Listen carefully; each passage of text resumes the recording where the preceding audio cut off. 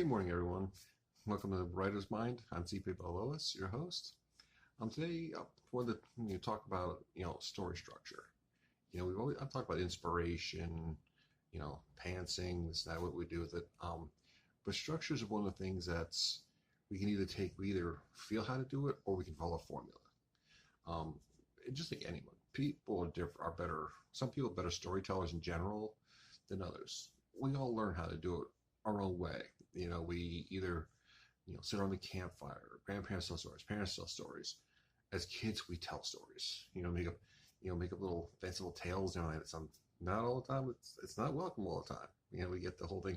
Oh, don't you be making those lines up now? And it's a kid. You play. You do that. Pretty much every kid does that. It's life. It's like, but sometimes some are just better than others. Some you just sit there and listen to all day. They just engross you in it, like their voice, the way they speak, the way they do it. There's something soothing about it to capture you. Others, kind of like myself, I kind of don't know what I'm going to say all the time, so I can't stay on script.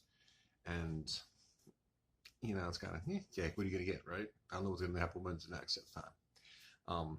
But it's fun because you can either know how to do it, like you just instinctively know just by reading, by being told stories, by sharing your stories, just instinctively know how to tell one.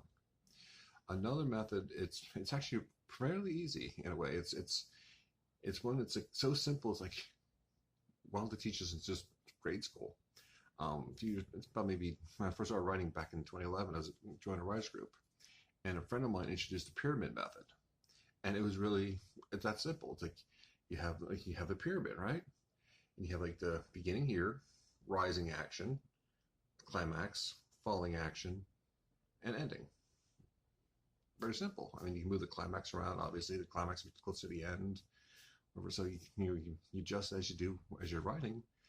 But it's that simple. You start off, you introduce your characters, you introduce your setting, your world.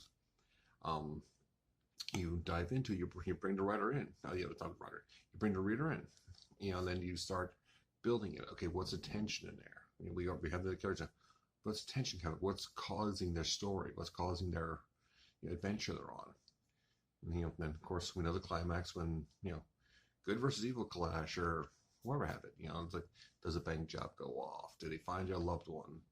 Do they figure out that they're being idiots and they accept the person's love?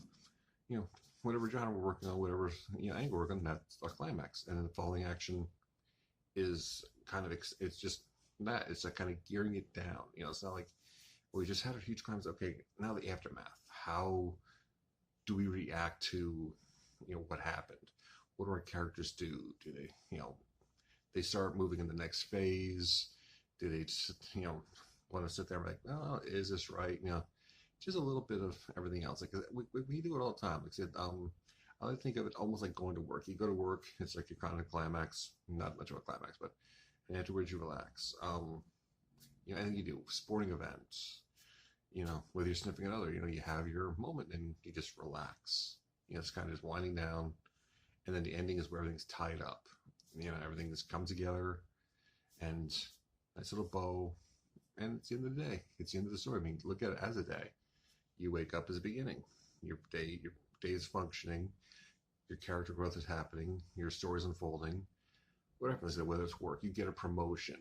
You get a new dog, a new cat, but whatever high points in the day. We all have different whatever happens. Anything can be a great story. It can be a fun story, depending on like the journey. It's always about the fun journey. And then afterwards, okay, because then we're playing with them, we're relaxing, we're sitting and watching TV, dogs in our lap, or reading a book. And then the ending is, okay, it's the end of the day. We go to bed, we turn the lights off, and we prepare to go another day. It's almost over simplistic, but it works. I think it conveys the message a little bit more. It's definitely a fun exercise. It's like following the, for those of us that eat structures, pyramid method is a great way to do it. But we all have our different systems. What works best for you? What do you do that helps you write more? Let me know in the comments. I'd love to hear it. All right. So that's all we have for the day. Thank you so much for joining. For joining me, and have a great day. Goodbye.